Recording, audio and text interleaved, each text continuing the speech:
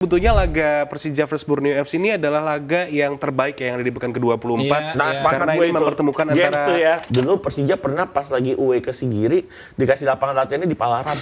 Itu jauh banget. Tapi itu kan salah satu cara ya, maupun harus diakui itu adalah karena memang bola sudah lewat dan dihantam oleh Barba saat itu. Dan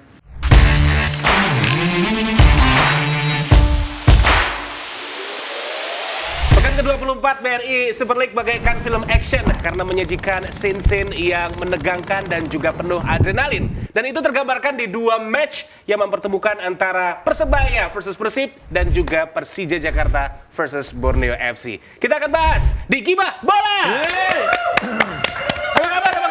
Apa kabar guys? Alhamdulillah baik. Yoi, gue pas masuk, waduh, teringat di Memeruki ya, Memeruki terakhir di sini ya. Banyak yang mencela ya. Gak ada Yancy Jakob. Futsal ya? Futsal? Oh enggak. Gak futsal. Kirain bela tim. Gak futsal. Karena info A1 yang gue dapatkan memang ini adalah langkah preventif dari manajemen Malut. Saya juga sepakat. Karena kan? bahkan di bangku cadangan pun gak ada. Anda sih pakai ada info A1. Iya. Mulai sejak ini saya nggak mau lagi memberikan info A1, A2 kalau nggak A3 ya. Iya. Buat gambar. Agak gedean dikit. A4 kecilan. Kecilan A4. A4 kecilan. Kalau A5 rada mahal. Iya. Daging wahyu soalnya. Yes, tapi ya itulah ya. Yang namanya kita kan sebagai pelaku yang ada di industri sepak bola Indonesia itu kan ingin menyajikan hal-hal yang mungkin banyak orang awam nggak tahu tapi jadi tahu gitu. Atau yang nggak bisa diterima secara realita. Kita paksakan terima. Atau enggak yang biasanya nonton bolanya cuma di TV atau di media sosial, sebenarnya jauh dari itu ada hal yang sebenarnya kalian nggak tahu, kita kasih tahu. Yes, On begitu. and off pitch. Nah, itu dia. Ya, itu yang harus digarisbawahi ya buat pengibah. Apalagi kan ada Labib Sadat itu sebetulnya udah jadi jangkar kita. Karena Labib ini proyeksinya 5 tahun lagi exco dia. Exco PSSI. Exco Gibah Bola. Ekstrakurikuler kali exco-nya. Ekskul. Oke guys, kita ngebahas soal persaingan yang ada di pekan ke-24. Yes. Tadi gue awali di mana gue mengategorikan ini pekan ke-24 itu tegang banget, seru banget ya. Nah, Apalagi menurut kalian ini Persebaya Persib, itu yang kehilangan poin siapa? kalau gua yang kehilangan mencuri poin siapa? Yang mencuri poin Persebaya kalau menurut gua. Walaupun main di GBT. Walaupun main di GBT karena Persib kan sebetulnya ya dikit lagi ya. Dikit lagi udah bisa untuk mengamankan 3 poin itu sebetulnya. 8 menit lagi. 8 menit lagi. Tapi juga sebetulnya ya memang ya itulah ya drama ya. Karena dramanya luar biasa kok di GBT, Pak. Drama selain di luar lapangan, selain di dalam lapangan, di luarnya juga. Iya, panas. Iya, kita awali dulu deh dari ini deh. Persija Borneo FC ya. Iya, Persija Borneo FC. Boleh. Perkenalkan Habib, hari ini gue jadi Insano Zikrak ya. Boleh. Kalau gue sih Juan Villa. Jago. Peralta yang gue Villa benar. Villa. Gokil loh.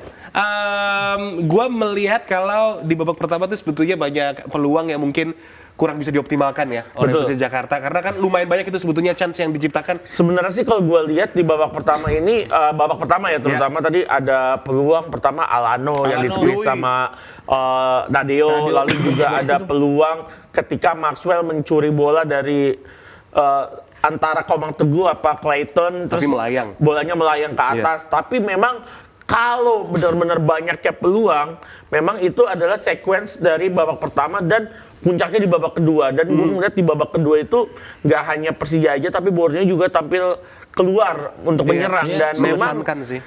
Dan gue melihat ini pertandingan yang benar-benar dibandingkan Persebaya Persib yang terlalu banyak drama. Tapi kalau gue lihat Persija lawan Borneo ini, pertandingannya adalah benar-benar pure di dalam lapangan, luar biasa berkualitasnya. 90 menit high intense gue bilang. Terus ada 2 gol cantik Fabio Calonego dan juga Juan Villa. Ini Fabio Calonego kemarin masuk goal of the week pas lawan Malut United. Tapi di flag ya itu ya? Enggak, berkenakel lagi. Bolanya kenakel, jadi pas nyampe Nadeo bolanya ke atas. Iya. Kayak Ronaldo, CR7 pas masa prime di Juventus kayak gitu. Sebetulnya udah kebaca sama Nadeo ya, tapi karena kenceng banget ke atas dikit. Ke atas jadinya kelihatan kalau di kamera tuh kayak dia salah jatuh. Salah antisipasi ya. Tapi kan emang karena kena gol bolanya kan naik ke atas gitu. Dan gue ngeliat gila. Terus Juan Villa sebelum gol dari Calonego juga luar biasa, itu kiper dimanapun agak susah sulit ya. itu Iya, untuk betul. menjangkaunya. Iya. Dan gue mengkategorikan sebetulnya laga Persija vs Borneo FC ini adalah laga yang terbaik ya, yang ada di pekan ke-24. Iya, Nah, iya. sepakat Karena gue ini itu. mempertemukan Games antara tuh ya. dua Peringkat 2 pelatih. dan peringkat 3. Yes, peringkat 2 dan 3, Papan tapi juga atas. gue melihat apabila pendekatan kedua pelatih ini luar biasa banget. Yes. Ya, mereka tahu kebutuhan di babak pertama, apa yang kurang, dan Iya. itu akhirnya bisa dimodifikasi Langsung di adjust ya. babak kedua, dan intensitas tinggi ya. Di Itu babak kedua itu. 90 menit loh. 90 menit yang harus di underline adalah 90 menit intensitas tinggi, dan kedua tim ini nggak ada pergantian taktikal. Cuma hanya Iya. pergantian teknikal. Jadi sama-sama bermain all attack sepanjang 90 menit. Ini yang susah. Biasanya kan tapi ini yang menjadi akhirnya bumerang untuk Persija ya. Ketika mereka udah masuk di menit ke 85 ke atas, mereka tetap melakukan serangan. Sebenarnya baik jika ada gol killing the game. Iya, betul. Yang nggak ada adalah Sepakat. killing the game. Iya. Itu ketika abis gol Fabio Calonego di menit 75, itu ada dua peluang yang sangat emas. Peluang dari Maxwell dan peluang dari Alano. Alano, iya betul. Tapi saya nggak masuk setelah gol Fabio Calonego. Kalau mungkin salah satu dua peluang emas, ini gue Game mengkategorikan dua peluang emas ini ada yang masuk, gue rasa udah killing the game. Game Cuma over, ya itulah sepak bola. Tapi memang ya lawannya Borneo yang sama-sama punya intensitas yang sama baiknya, kualitas pemain asing dan pemain lokalnya sama bagusnya. Jadi ya menurut gue ya ini adalah fair result untuk kedua tim. Iya, dan juga pastinya memang menyajikan mentalitas ya di antara Wah, itu jelas. kedua tim, para pemain dari Persija Jakarta dan juga Borneo FC. Ya pastinya memang untuk Persija dengan hasil imbang ini sangat dirugikan. Ya. Karena dengan hasil 1 poin di JS ini membuat jarak dengan Persib jadinya jaraknya Tetap sama. Tetap sama. Sama Karena ya? sama-sama imbang. Nggak bisa Oh iya, benar-benar. mengikis Ngekat jarak dia. aja. Yes, nggak bisa nggak bisa ngekat. mengikis jarak. Nah, kalau dari Dita melihat secara keseluruhan ya performance dari kedua tim Persija Kalau vs Borneo FC. yang gue lihat sih di babak pertama itu menunjukkan duel dua tim papan atas klasmen ya. Mengapa gue bilang gitu? Karena tipikal dua tim papan atas itu Iya. bermain hati-hati dan dalam artian bukan tidak menyerang ya, tapi benar-benar duel taktikal gitu. Dan terlihat sangat ketat di babak pertama sehingga tidak ada gol yang tercipta.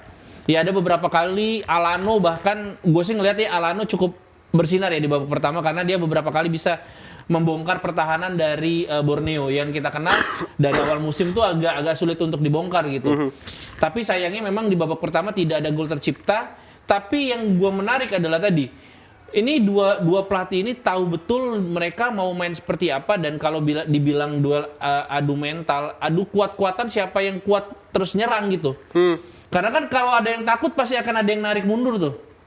Akan ada coba bertahan gitu, tapi dua-duanya tetap Tapi nggak sama sekali ya. Makanya Nggak ada yang ini turun adu sama kuat-kuatan sekali. mental siapa yang kuat aja Iya, gitu, dan iya, akhirnya 90 menit menyajikan duel yang sangat atraktif dan tadi adjustment menunjukkan bahwa kualitas kedua pelatih terlihat di adjustment yang dilakukan langsung mencetak gol di awal babak kedua lewat Gustavo ya. Gustavo Almeida. Gustavo Almeida dan gue sih melihat bahwa Persija memang merasa bahwa dia sudah bisa mengunci kemenangan dengan skor 2-1 dan akhirnya buyar di menit-menit akhir. Dan ini mengingatkan sebenarnya pada laga, ini kualitas pertandingan ya, mengingatkan pada laga Persija versus Malut di putaran pertama. Oh iya. Ini saling Jual balas beli serangan. gol gitu, jual beli serangan, dan menunjukkan bahwa duel dua tim calon juara gitu. Dan ditunjukkan juga dengan 2 gol berkelas, tadi udah disebutin Labib juga, Fabio dan juga Juan Villa, dan 2 gol yang kesalahan antisipasi pemain belakang di mana Borneo pemain belakang Borneo tidak melihat adanya Gustavo yang tiba-tiba memasukkan kakinya gitu. Iya. Dan gol terakhir itu udah pure hilang fokus sih Persija karena memang mungkin kelelahan dengan intensitas tinggi, 90 menit intensitas tinggi, dan ada beberapa pemain yang lolos dan lepas di kotak penalti, itu menunjukkan bahwa fokus yang mulai hilang di babak kedua karena intensitas tinggi. Jadi kalau menurut gue ini pertandingan yang sebagai fans netral nontonnya happy lah, seru karena ada 4 gol tercipta, 4-4-nya juga bagus gitu dan diakhiri dengan drama. Yes, yang gua garis bawahi tadi dari statementnya Dita adalah fokus ya, karena memang Bung Kusna ini yang bertugasnya di laga Persija versus Borneo FC, dia sempat menyampaikan juga waktu pas play by play apabila yang jadi challenge itu buat tim papan atas adalah gimana mereka bisa menjaga fokus 2 kali 45 menit. Karena setiap laga adalah final tentunya. Pastinya. Apalagi juga untuk Persija Jakarta dan Borneo FC yang gua yakini betul mereka juga punya ambisi untuk bisa mendapatkan titel juara di musim ini. Iya, kalau gue lihat memang ini adalah duel 2 tim calon juara musim ini, Persija dan Borneo. Masih ada 10 pekan ke depan, jelas jangankan dari laga Persija lawan Borneo, tapi mungkin dari awal putaran kedua, every game is final. Gue selalu mengatakan demikian, dan gue ngelihat memang bagaimana Borneo yang juga sama dengan Persija merombak beberapa puzzle pemainnya di awal putaran kedua, itu kan juga menunjukkan satu keinginan untuk mereka memperbaiki apa yang kurang, dan memang terlihat sebenarnya nggak ada yang seki dari kedua tim, ini sama-sama berkualitas. Ini kalau balance banget, benar-benar saling jual beli serangan, lini tengah benar-benar duel, sayap juga aktif. Gua aja yang nonton langsung ke JIS semalam aja gue ngerasain atmosfernya. Persaingan. Kemarin kan full house ya, sesuai dengan bukan dalam artian kuotanya JIS penuh ya, tapi dari tiket yang dijual sekitar 30.000 itu hampir semua tiket terjual karena cuma tier 1 doang yang dibuka kan. Dan gua ngeliat kemarin itu luar biasa, supporter yang mendatangi Stadion Jakarta International Stadium terhibur, mungkin ya agak keselnya mungkin dengan hasil imbang, cuma harus diakui gua ngelihatnya mungkin Persija ini kerap kesulitan kan menghadapi Borneo. Entah itu bermain kandang ataupun tandang. Tapi ada satu hal yang lucu. Kalau Gustavo Almeida golin lawan Borneo, Persija itu sulit untuk menang. Udah 3 game Gustavo Almeida bergolin ketika berseragam Persija dan mencetak gol ke gawang Borneo. Persija itu 2 kali imbang, 1 kali kalah. Iya, pada musim pertama kan kalah kan? Kalah di sendiri kan. Gustavo Almeida cetak gol itu. Gustavo Almeida gol pertama musim ini itu setelah comeback cedera. Musim lalu di Pakansari juga draw kalau tidak salah, dan saat itu Gustavo Almeida yang cetak gol ke gawang Nadeo kan. Dan gua ngelihat ini adalah hal yang sebenarnya cukup disayangkan untuk Persija untuk mengikis jarak dengan Persib Bandung, apalagi nanti juga Persib Bandung masih akan menghadapi Borneo di Segiri tanggal 15. Ini juga menjadi laga yang bisa menentukan gelar juara. Katalisnya di situ tuh. Katalisnya di situ. Kalau Borneo menang lawan Persib di laga itu, game on di sisa waktu setelah Lebaran. Tapi kalau Persib menang, hampir mungkin Persib kunci gelar juara. Tapi nggak kunci, tapi di atas angin lah. Diunggulkan untuk menjadi juara. Tapi balik lagi ke laga kemarin ini, sebenarnya jadi catatan untuk Coach Mauricio Souza ya. Karena kenapa Mauricio Souza ini, gua kemarin berbincang dengan Bung Binder, dia mengatakan Labib harus diingat sejak zamannya Bayangkara. Ini kita bicara era Liga 1. Dipegang Simon McManamy, dan kemarin di tahun 2025 Persib juara bersama Boyan Hodak. Ada nggak pelatih yang memainkan sepak bola menyerang? Gue bilang nggak ada, semuanya pragmatis. Even Teko bersama Persija Bali United 3 musim berturut-turut Teko juara, dia nggak sama sekali main sepak bola menyerang, tapi sepak bola pragmatis, counter defense. Dan ini harus diingat. Ini yang sebenarnya akan menjadi challenging bagi Coach Mauricio Souza. Jika dia berhasil membawa Persija juara musim ini, ini akan menjadi satu anomali bahwa pelatih yang bermain menyerang di Super League bisa bawa tim juara. Tapi kita harus akui, bahkan dalam 3 musim dari zamannya Bernardo Tavares, lalu back to back-nya Persib bersama Boyan Hodak, kedua pelatih ini bermain sepak bola pragmatis. Dan apakah sebisa ini Mauricio Souza dengan game plan-nya bermain menyerang. Padahal ketika kemarin udah unggul di menit 88, harusnya kalau gua mungkin di posisi Souza, gua akan memainkan pemain yang lebih bertahan. Ultra defensif deh untuk menggantikan antara Alano, lalu juga ataupun Gustavo Almeida dan juga Maxwell di depan. Kemarin Aladin cedera hamstring tuh, gue belum tahu kondisinya apakah cedera yang cukup panjang. Soalnya kemarin pas dia lari udah megang pahanya nih. Ini biasanya kalau pemain-pemain Eropa kan udah lama tuh, bisa lebih dari 2 bulan. Gustavo juga dulu pas cedera hamstring juga pas lagi lari megang pahanya, dan mungkin harus ada adjusting, harus ada perbaikan dari seorang Souza ketika tim udah unggul, gak perlu main menyerang lagi, tapi gimana caranya mempertahankan keunggulan. Yes, tapi itu yang menarik ya, apabila memang ya kalau kita remind lagi tim-tim yang juara ya di 5 tahun terakhir Yes. yang ada di Liga Teratas Indonesia itu memang ditangani oleh pelatih yang punya gaya Pragmatis, taktikal yang pragmatis begitu. Iya. Dan kalau gua ingat lagi kan Persija Jakarta sebelumnya dengan Thomas Doll Iya. nyerang bro, Sepak bola atraktif menyerang, kemudian juga Carlos Peña yang jauh lebih maskulin tapi Iya. juga menyerang ya, Iya, intinya di sana tiki-takanya. tiki-taka. Dan ini memang challenge untuk Mauricio Souza. Dan Yes. juga Lafundes. Dan Lafundes juga. Lafundes juga sepak bola menyerang, makanya Yoi. kemarin mungkin karena sama-sama main menyerang, gua tuh kalau misalnya Persija main lawan tim yang menyerang, pede dapat poin. 3 poin. Iya. Karena sama-sama menyerang. Yang susah itu kalau lawan tim yang main low block. Makanya agak kesulitan. Lafundes juga ngomong gitu, kalau gue lawan tim yang menyerang kayak Persija, gue bisa 3 poin.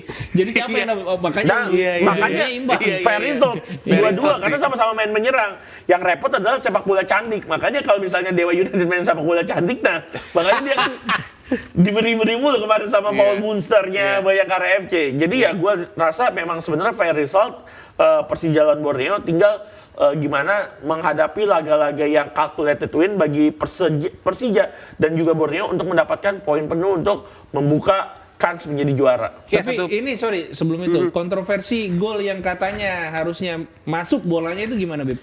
Itu gue lihat sih dari kan itu bicara sudut pandang ya, tapi memang harus Masih di garis ya. masih digaris. Belum masuk 100%. Betul. Belum masuk 100%. Jadi kan bola itu harus benar-benar melewati 100% garis. Iya. Nggak boleh ada sisa dikit pun nggak bisa tuh. Jadi kemarin tuh masih ada setengah lah. setengah, tapi memang pas kemarin ada pengecekan VAR juga ya di momen tersebut, tapi memang akhirnya kita harus menghargai keputusan wasit karena memang bola belum 100% masuk atau melewati garis, mungkin baru 25% mungkin ya, belum banyak. Iya. Tapi setelah kegagalan Persija mencetak gol itu, intensitas serangan terus dinaikin. Ya. Ditingkatkan dan akhirnya dapat golnya Fabio Calonego setelah itu. Ya, satu poin yang berharga tentunya untuk Ya. Laskar Pesut Etam ya. Iya. Kalau Iya. kita kemarin juga perhatikan sempat ada protes dari manajer tim Borneo FC H-1 ketika mereka mau OT, katanya harus latihannya di depan gitu. Emang di match programnya juga Iya.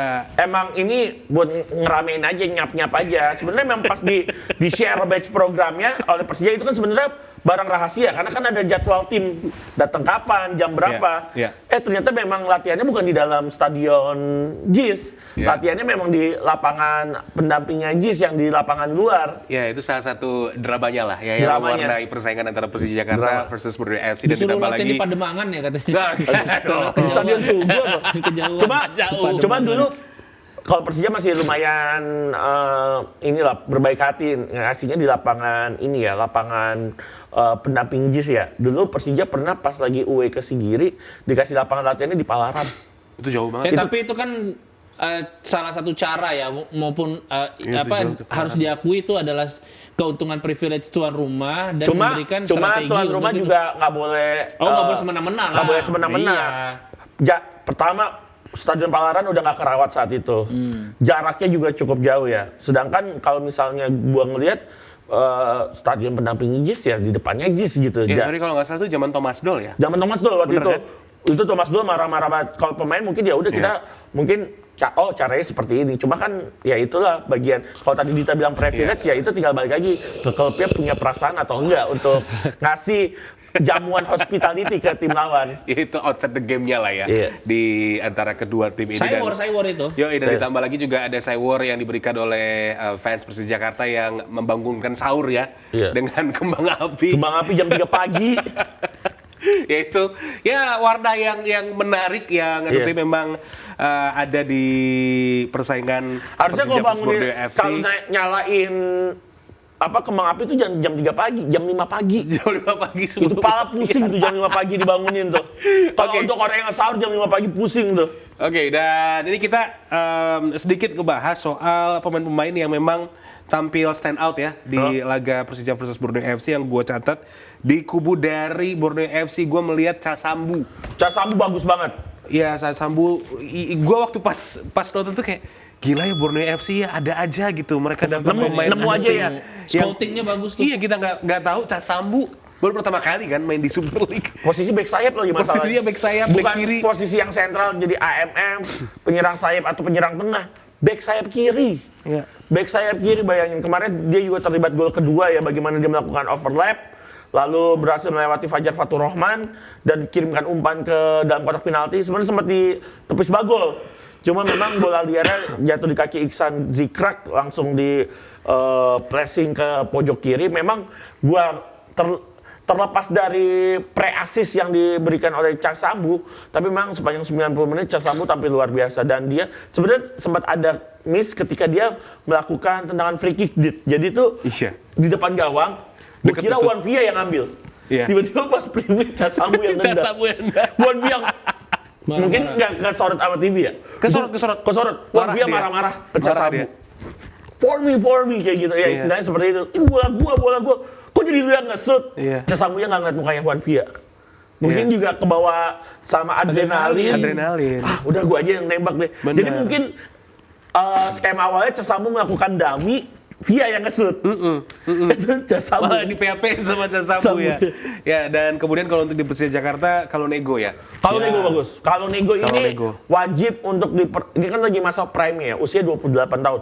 Menurut gua harus diperpanjang 1 musim 2 musim ke depan sih dia. Iya. Karena memang gue melihat apabila bukan hanya sekedar dari gol yang dia ciptakan ya, tendangan skyrocket ya dia yang luar biasa lawan Malut dan juga tentunya lawan Borneo FC, tapi juga bagaimana peran dari Kalonego yang cukup konsisten ya di Persija Jakarta ini menjadi nilai plus lah yang dia miliki. Engine room. Ya, di engine room dari Persija Jakarta, dan gue rasa juga ini advantage yang dimiliki oleh Persija ya dengan mempunyai pemain seperti Kalonego. Ini tipe yang modenya banyak, dalam artian ketika dibutuhkan untuk main keras, dia mampu sebagai breaker.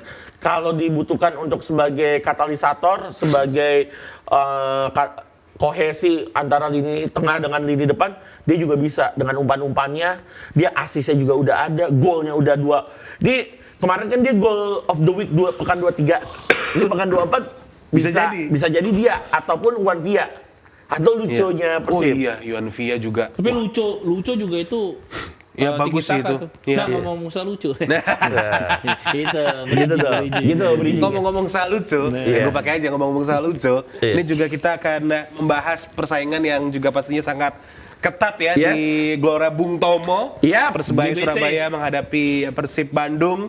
Tadi gue bilang kalau sebetulnya yang justru dirugikan dengan hasil imbang ini adalah Persib Bandung begitu, karena ya tentu ya Persib bersama dengan Boyan Hodak mereka punya misi untuk bisa mengamankan 3 poin atau mencuri poin di Surabaya gitu. Tapi kita kalau mau details lagi melihat kedalaman dari kedua tim, ini adalah pertemuan antara dua pelatih hebat dengan gaya yang serupa. Setipe Breno Tavares versus Boyan Hodak. Ini dua pelatih yang sama-sama menggunakan permainan counter defense, permainan pragmatis. Dua pelatih yang menjadi juara dalam 3 tahun terakhir di Super League. Ini duel yang sangat seru tentunya, sangat menakjubkan. Istimewa gue lihat, selain memang laganya cukup punya kualitas yang baik, juga ada drama-drama yang tersaji. Dramanya ini yang bikin panas. Tapi memang kalau kita breakdown, mungkin dari golnya Persebaya, apakah itu penalti dan tidak atau enggak penalti atau enggak handsballnya Ramon Tanke yang menjadi perdebatan pertimbangan ketika menganulir gol dari Kakang Rudianto. Jadi menurut gua memang ini akan menjadi lagi yang sangat debatable, tapi untuk Persebaya yang lagi fight ke 5 besar sih, ini 1 poin yang mahal sih. Karena Persebaya harus diingat, di 2 laga sebelumnya mereka kalah dari Jepara di Kamal Junaidi di Bumi Kartini. Udah lama banget. Lalu kalah juga dari Bayangkara FC kalau tidak salah kan di GBT. Jadi menurut gue 1 poin yang mahal, apalagi 1 poinnya didapatkan melawan Persib Bandung. Mau 1 poin di GBT, tapi kalau lawan Persib Bandung harusnya bisa menjadi boosting spirit buat Bajul Ijo. Iya, dan kalau kita bicara soal match stats ya di laga Persebaya menghadapi Persib, ball position memang dimiliki oleh Persib ya 63% banding 37%, dan ditambah lagi juga untuk opportunity ya. Chance yang diciptakan oleh kedua tim memang sangat berbeda, di mana Persebaya Surabaya sebagai tim tuan rumah melesatkan 7 tendangan off target dan 3 on target, dan sementara itu untuk Persib, nah Persib ini sebetulnya babak pertama mereka punya beberapa kans ya untuk bisa menjadi gol sebetulnya, tapi ya selain memang Hernando Ari penampilannya juga luar biasa. Yang save-nya Sadil. Yes, itu Sadil. nyaris ya. Teja juga sebetulnya sama ya, Iya. karena awal-awal Rian sempat ada Rian yang detik 27 itu Yoi. tiba-tiba ada direct attack dulu, Ya. lalu tiba-tiba Rian langsung berhadapan sama Teja ya. ya betul. Cuman nih pertahanannya Persib dalam 4 game di seluruh kompetisi udah mulai ke expose nih, udah 5 gol. Iya sih. Kebobolan 3 dari Betul. dari Ratchaburi, 2 gol dari Persebaya. Jadi menurut gua Betul. mungkin ini juga harus jadi bahan evaluasi buat tim kepelatihan juga. Iya, dan sementara itu untuk Persib menciptakan ada 15 shoot off target dan 7 on target. Nah, ngomongin soal VAR check ya, Iya. di laga Persebaya versus Ada Persib. dua. Gimana kalau dari point of view lu, Dit? Kalau point of view gue yang pertama kan jelas itu adalah penaltinya Bruno Moreira ya. Bagaimana dia yang dijatuhkan, dia yang mengeksekusi. Dan kalau gue lihat sih memang itu clear penalti. Pertama wasit kan itu nggak call sebagai penalti, dia Yes. membiarkan untuk game on gitu, terus berjalan gitu. Tapi ada call dari VAR untuk dicek karena memang bola sudah lewat dan dihantam oleh Barba Yes. saat itu, dan itu sih clear foul ya di kotak penalti ini. Menurut gua sedikit sloppy atau kecerobohan dari Barba. Bagaimana dia adalah salah satu back pengalaman sebenarnya, tapi melakukan foul yang dia tahu udah ada VAR, itu pasti bisa di call VAR gitu, dicek VAR, dan Yeah. akhirnya memang jelas penalti. Tapi kalau untuk handsballnya Ramon Tanki,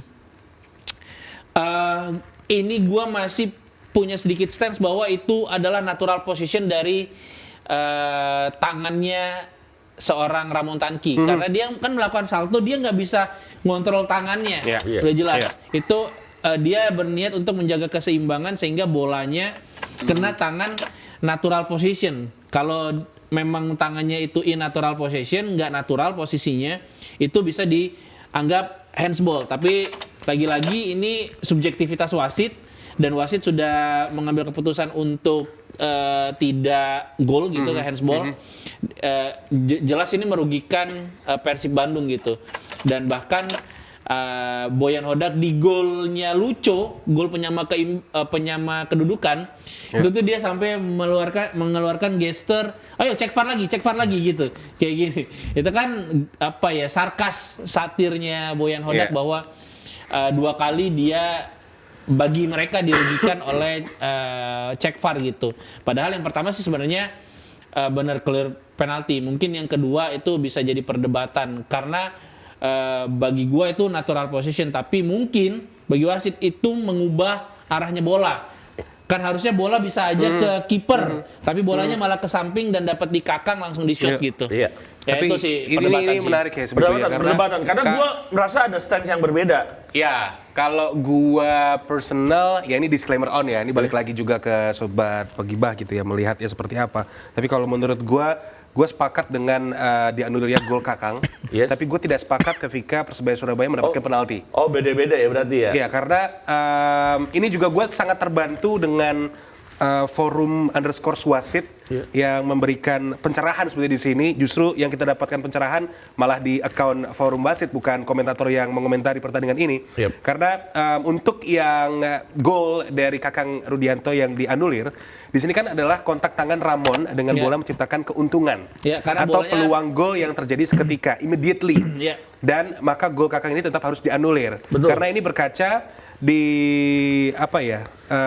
konsekuensi yang ada. Ini kan gerakan salto. Ya. Pasti kan kita melihatnya adalah itu untuk keseimbangan Keseimbangan, dari betul. Ramon Tanke. Tapi aturan FIFA LOTG pasal 12 menegaskan khusus untuk penyerang. Ini yang membedakan penyerang dengan Iya. defender. Kalau penyerang ketika memang ada kontak dengan bola dan itu walaupun memang nggak sengaja, tapi itu ternyata menjadi salah satu proses untuk terjadinya gol, itu pasti akan ada perdebatan di situ. Tapi kalau untuk back, nah back ini juga yang lebih dicermati apabila kan kadang kita sering banget yang lihat adanya ball to hands. Natural Ya position, kan? natural Kalau untuk back position, ya, itu betul. yang sebetulnya Ya, yang ya, dilindungi. ya. Oke. Begitu. Jadi di aturan FIFA balik lagi LOTG pasal 12 menegaskan khusus untuk penyerang unsur tidak sengaja atau gerakan natural itu gugur. Oke. Kalau bolanya langsung menjadi gol atau menjadi peluang gol. Iya, karena bolanya belok. Kan Yes. itu bisa aja bolanya dapat ke Hernando. Iya. Karena mengarah ke Hernando, tapi itu bolanya kena tangan jadi belok ke Kakang. Iya.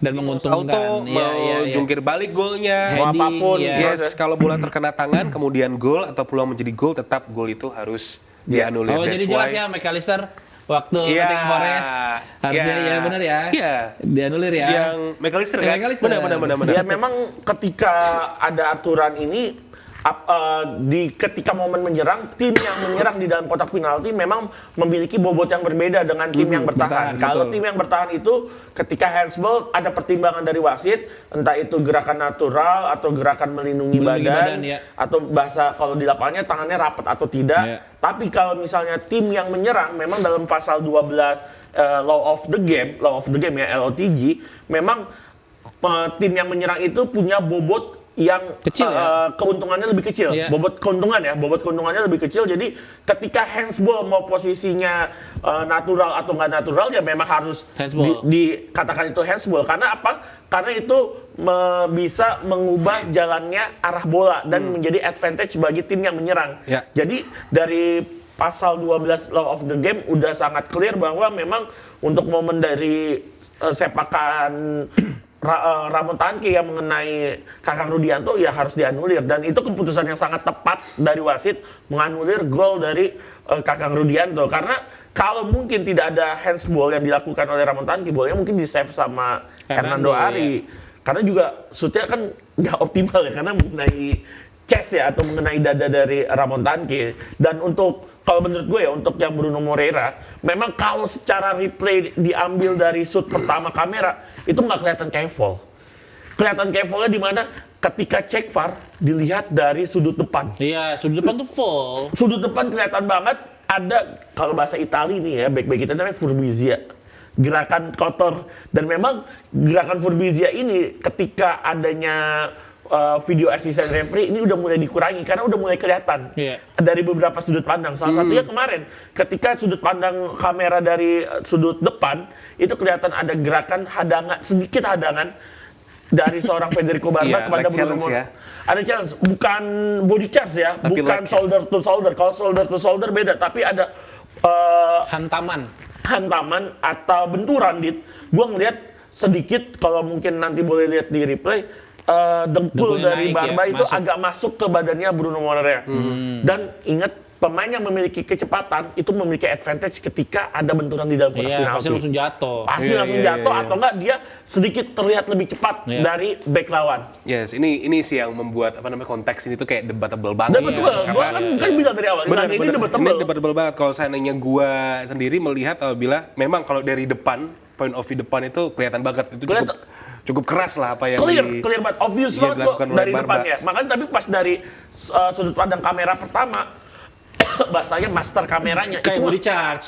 kayak body charge. Iya. Itulah gunanya VAR untuk memperlihatkan yang lebih clear lagi. Karena wasit membiarkan bola terus berjalan, itu tuh karena dia dari belakang kan dan melihat itu seperti body charge. Yes, makanya itulah Iya. tadi kan wasit juga tadinya membiarkan Iya, itu makanya. nggak ada pelanggaran, Play tapi on, ada play on. call dari ruang VAR yang membuat Iya. wasit melakukan cek VAR. Coba dicek deh gitu. Iya. Dan ditambah lagi kalau untuk gua sendiri melihat Bruno tuh udah tahu. Iya, Bruno tuh bakal sudah melihat dihajar, iya. Barba tuh udah akan nutup ruangnya dia. Dijauhin aja bolanya Sehingga sama kalau dia. kenapa kok tadi gua bilang bahwa seharusnya nggak penalti karena Bruno dengan kecerdikannya as a striker, man. Oh iya jelas. Iya kan? Jauhin Dia tahu bolanya. gitu loh. Dia jauhin bolanya dan dia langsung Tabrak. nabrakin badannya dia. Sebenarnya gitu dia loh. bukan nabrakin. Ini Kayak dia merelakan badannya untuk dihajar oleh Barba. Jadi itu bentuk dari respon dia. Dia tahu dia bakal dihantam sama Barba. Jadi responnya dia itu seakan-akan dia dilanggar banget. Tapi memang ketika cek VAR dia udah tahu. Makanya dia doang kan sendiri yang merasa Yes. dia dilanggar. Itu kepintaran dan advantage dari seorang striker yang mempunyai kecepatan. Yes. Ya, Jadi makanya gue bilang kan Barba sangat disayangkan back yang punya pengalaman, tapi dia apa ya tadi dalam tanda kutip sedikit nakal, kakinya agak coba Naik, agak naik karena dikit. kan udah tahu pasti akan ada VAR gitu. Yes. Iya. Tenang, kalau gue tetap pro Barba. Ya Allah, cari aman dia. Nyari aman. Tapi katanya tadi handsball katanya itu. Handsball. Cuman ini balik lagi ya ke penggibah ya, Iya. karena kita mengembalikan lagi ke POV kalian. Apakah memang yang kita bahas ini tadi itu kan pastinya pro dan kontra ya. Yes. Mungkin kalian bisa langsung aja tuliskan Komentar komentarkan kata-kata ini mutiara gitu loh. kalian ya di replay Yes. komentar. Karena ya like and di- dislike pastinya kan Iya. dengan keputusan dari referee. Nah, gua melihat di laga Persebaya versus Persib ini ada satu pemain yang ini istimewa banget sih, Berginho. Berginya. Iya, umpannya ke Sadil. Congkelan itu. Yang mana Berginho. congkelan itu dia lakukan waktu di pertandingan ACL tuh yang Iya. di menit-menit terakhir tapi nggak tahu kemana. Itu William Marsilio. Itu William Marsilio. Oh iya, William Marsilio, Berginho Iya. ya. Tapi Berginho memang salah satu spesial signature-nya sering memberikan umpan-umpan chip, bahasanya kan. Iya. Chip passing kepada Bagus tuh umpan ke pemain-pemainnya Persib Bandung dan on point. Dan kemarin ke Sadil Sadil. lepas dari jebakan offside, ya Hernando dengan pengalaman timnasnya sih bisa mengamankan peluang dari Sadil Ya, ya. umpan Andriung, Berginho kan? Berginho, tapi itu sebenarnya gue ngeliat bukan mau melakukan umpan, tapi melakukan shooting, shooting ya. langsung. Tapi karena mengenai kaki dari Hernando dan sebenarnya kalau nggak ada Andrew yang itu bisa nggak gol. Gak gol itu. Iya. Karena boleh cuma melintas di depan lewat, iya. gawangnya Persebaya, tapi karena Andrew yang dengan kemampuan kaki yang sangat panjang dan sigap, dia mampu meneruskan bola tersebut. Tapi memang dari tim Persib Bandung harus gue akuin yang tampil prima di laga tersebut ya, selain Etam yang bisa menjadi pembeda kartu as di babak kedua, walaupun banyak yang mengkritik Etam, tapi harus gue akui Etam itu terlibat dari 2 golnya Persib Bandung. Ya, kipasnya dia ya. Di gol pertama dia memberikan pre-assist kepada Adam Alis yang memberikan assist kepada Lucho. ya. Di gol kedua dia memberi shootingnya Shootingnya dia di blok. menjadi rebound dan Ya. dimanfaatkan oleh Berginho. Berginho. Jadi menurut gue tetap berkontribusi walaupun mungkin ekspektasi dari fans Persib kepada Etam cukup tinggi ya. GA ya, harus ada GA-nya. Harus ada GA-nya lah. Tetap pemain tuh ada GA-nya, apalagi GA-nya Etam musim lalu kan total 10 ya, Iya. 10 GA gitu. 6 gol dan 4 assist, jadi menurut gua mungkin akan sedikit berkurang tapi tetap memberikan kontribusi. Tapi terlepas di laga itu ya Persib Bandung Berginho. Gue sih ada Malis sih. Maksudnya salah satu ya Kartu honorable turf mention ya. ya. Itu ada red sih menurut gua. Menurut Ada gue red. kayak ini kita selalu bahas, kita selalu bilang bahwa ada Malis ini cuman salah timing aja dia keluar. Iya sih. Memang di saat waktu Indonesia lagi dihukum Iya. FIFA, dia lagi dia lagi bagus-bagusnya, terus cedera Iya. yang membuat dia jadi agak sedikit terpinggirkan. Tapi ini gua rasa salah satu talenta midfielder terbaik yang pernah dimiliki Indonesia sih. Iya. Tapi memang waktunya aja nggak tepat. Ada Ya, jadi Malis. dia nggak terlihat tampil panjang ya. Kan dia kan sebenarnya dari timnas U22 udah ada ya, dari timnas U22 SEA Games, tapi kan waktu itu Neneknya kan turbulensi. selalu datang kan? Apa? Neneknya tuh selalu nganterin dia untuk nonton. Dulu ya, Iya, pas waktu masih muda dia masih muda. selalu dianterin untuk SSB. Memang gua akuin Adam Alis ini ketika zamannya turbulensi harusnya dia di timnas senior tampil optimal juga berkurang. Tapi dia tiba-tiba di menjelang usia 30 bersama setelah dari Borneo ya. Pas di Borneo bahkan dari Arema dan Bayangkara dia langsung bounce back dan akhirnya membuat Persib mendatangkan Adam Alis. Jadi menurut gue ini rekrutan yang sangat-sangat tepat dari Persib ketika mendatangkan Adam Alis sekitar 1,5-2 musim yang 2 lalu. tahun yang lalu ya. Iya. Dia adalah penghangat juga suasana di antar pemain ya. Yes. Sosok Bikin yang humoris. konten sahur ya. lucu, iya, lucu-lucu. Ya, sangat humoris dan juga pastinya Betawi ya dia? membuat. Betawi orang Cibubur. Oh, Cibubur dia, Cibubur, Harja Mukti tetangga ya. gua. Iya dia Cibubur. Enggak, dia Cibubur bener. Cibubur Jakarta Iya. Timur, bukan Cibubur Cibuburan. Bukan Cibubur gua. Iya. Ya, salah satu pemain yang memang layak untuk diidolakan ya, sama Sangat seperti layak. juga Guai Kochea. Lucu. Lucu itu juga wah top class golnya dia. Ini Iya. berarti udah ada beberapa gol dari Lucu yang luar kotak penalti. luar kotak penalti, betul. Emang signature ya Lucu itu Iya. melakukan tendangan Spesialisasinya seperti itu tuh. jarak jauh, cannonball. Kalau sepupunya gimana? Sepupunya musim ini? Sebenarnya ya naik turun lah penampilannya ya, McAllister ya. Oke, dan untuk di Persebaya Surabaya, Tony Firmansyah ya. Tony Firmansyah Kartu mengembalikan trufnya tuh. Tony Firmansyah mengembalikan Eliano ke Belanda. Itu Eliano kena ankle breaker itu sama Tony Firmansyah. Tapi menarik loh, Tony Firmansyah ini kan Padahal bukan flank. bukan enggak. Nah, sebenarnya ini agak ada kesalahpahaman adalah ketika sebenarnya posisi naturalnya Tony Firmansyah ketika muda itu adalah sebenarnya sayap kanan. Sayap kanan dan sayap kiri. Cuma waktu itu ada kebutuhan main CMF atau DMF. Makanya Tony Firmansyah dipaksa main CM atau Jarang DM. banget ya orang flank tiba-tiba ke CM CM atau DM. Mungkin kan tapi Serba kalau di bisa sih dia. kalau di grassroots sepak bola Indonesia yang dipakai itu yang bisa versatile. Yang jago. Yang sama yang lagi butuhnya apa? Ya. Sesuai kebutuhan. Sesuai kebutuhan. Ya. Lagi kebutuhannya gelandang bertahan atau gelandang tengah dibisa-bisain. Ya. Sesuai kebutuhan. Ternyata ketika kemarin kan kemarin bermain bersama Sadida ya, gelandang tengah lainnya, tapi cedera. Tony Firmansyah juga masuk, tapi ini kecermatan dari Bernardo Tavares, emang lagi-lagi kecerdikannya Iya. menaruh Tony sebagai gelandang sayap dan ternyata bisa ngobrak-ngabrik Eliano Renders. Itu cara dia untuk menaklukkan Eliano Renders, cara dia memberikan passing itu flank banget, pemain sayap banget gitu. Iya. Take ons-nya- Game of style, take ons-nya, lalu dia Keren. final passing-nya juga dia bisa Cutback-nya memberikan umpan yang akurat. Sebenarnya itu bisa dipotong sama pemain Persib. Iya. Cuma umpannya akurat, Rivera tuh biasanya kontrol loh. Tinggal taruh aja sama Rivera. Di sebenarnya Cacis. Cacis Rivera itu sontekannya tuh agak jauh ya, nggak bener-bener depan mukanya TJ ya, masih di sekitaran bibir kotak penalti, tapi emang bagus banget sih. Iya, luar biasa performa yang ditawarkan oleh seorang Tony Firmansyah ya. Tone film. Kalau seandainya dia diletakkan sebagai CAM atau attacking midfield, dia biasanya dapat license sebagai half winger. Betul. Jadi memang ya itulah yang bisa untuk dimaksimalkan oleh Bernardo Tavares. Dan hasil imbang ini berarti fair atau Fair sih, fair. kalau gua mah enggak, Persib harusnya menang kemarin. Harusnya menang Persib. Gila. Nggak mungkin lah Persib imbang ah. Menang itu. Ya, cuman hasil imbang ini bikin seru persaingan Iya, di iya. Super League ya, apalagi di pekan ke-25 nanti kita akan obrolin. Ya. Yes. Minggu depan kita obrolin Apalagi ada lagi. laga tunda yang itu tuh, Borneo Persib sama Persija Dewa.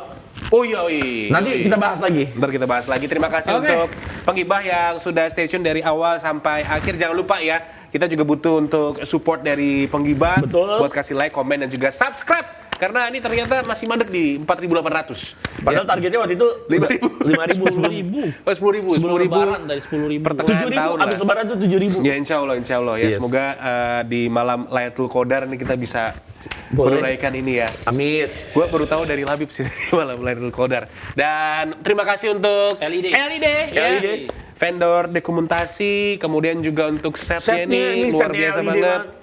Dan LED ini akan terbang ya to the moon di Yes. 2026. Amin. Tahunnya Ya, LED ini tahunnya LED, apalagi juga LED akan berkontribusi nantinya di BCL Bunga Citra Lestari. Bukan. Basketball Champions League. Basketball Champions League ya. Dan menuju ke sepak bola Indonesia nantinya. Amin. Yeay. Ya, LED thank you very much LED ya. Pak Bos terima kasih ya. Endung terima kasih semuanya ya. Kalau begitu kita pamit. Sampai ketemu lagi, maju terus sepak bola Indonesia. Bye bye. Salam Gibah Bola. Tuh.